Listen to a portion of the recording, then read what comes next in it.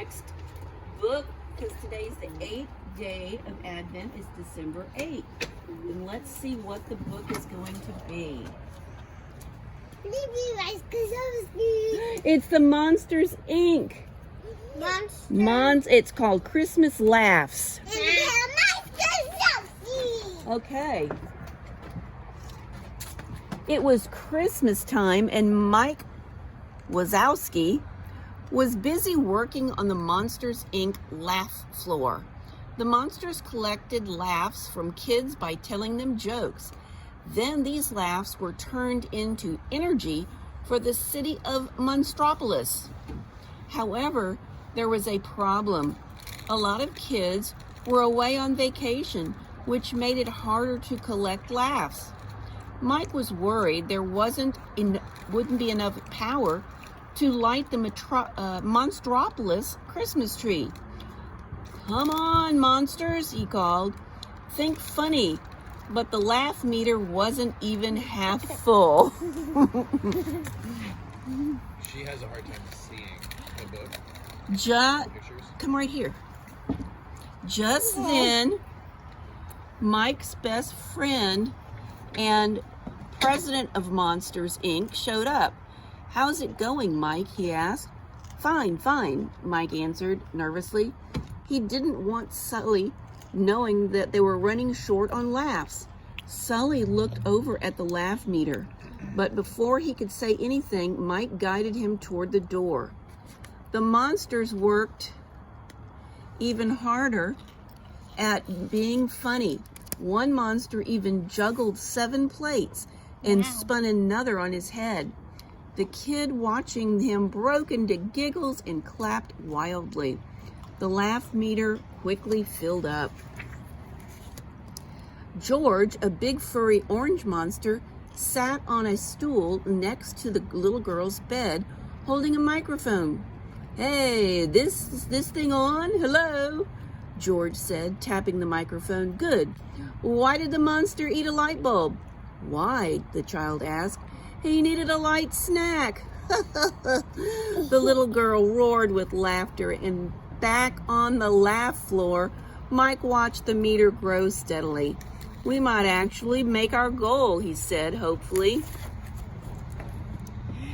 All of a sudden, the monsters watched in horror as the laugh meter started going down instead of up. "What's going on? What's happening?" cried Mike. "This has never happened before," said Smitty, one of the other monsters. "Well, don't just stand there, fix it," said Mike. The monsters sprung into action, and after a while, they discovered a leak in the laugh tank where all the laughs were stored. They were worried that all their hard work had been for nothing. "Ho, ho, ho," came a cheerful voice. Mike looked up and saw Santa Claus walking onto the floor. Then he realized it was Smitty dressed up. I'm just getting into the Christmas spirit," Sully explained. But then he noticed no one else looked very festive. "It looks like I'm the only one. What's going on?" Mike explained the problem, but assured Sully that he had everything under control. "I'm sure you do, but I'm going to see if there's anything I can do to help," Sully said to his friend. Sully and Mike made their way to the basement where the other monsters were hard at work. Everyone wanted to get the tank fixed as soon as possible, and time was running out. The tree lighting ceremony was only a few hours away, but the monsters couldn't agree on how to fix the problem. "One of the pipes that led into the laugh tank has burst," explained Smitty. "We need to tie it off, but none of our tools are strong enough to turn the pipe." Suddenly, Mike had a great idea. Why not actually tie it off? Since Sully was so strong, he could bend the pipe into pretzel shape. Mike stood next to Sully, to coach him, and sure enough, it worked. The pipe stopped leaking. Sully decided to help out. "Hey, we've only got a couple of hours to get the tree lit," he said. still dressed as Santa, Sully went through a child's wardrobe door. When he came back, he looked at the laugh meter. It was increasing, but very slowly. "We've got to make it," Sully said to Mike. Finally, the laugh meter was back where it had been before the leak, but time was running out. Then Sully had an idea. "The only way we're going to make one laugh quota is to get some really over-the-top laughs." He continued, "We need a special kind of monster, one with perfect timing, star quality, a natural at comedy, a one-eyed sensation." Mike realized that Sully was trying to do. "No, Sully, absolutely not. The Christmas tree lighting is half an hour away," Sully told him. "Come on, Mike. The whole city is depending on you." That was all Mike needed to hear. "Let's do it. But you're coming with me." Together they went through a door. Sully still dressed as Santa and Mike dressed as an elf.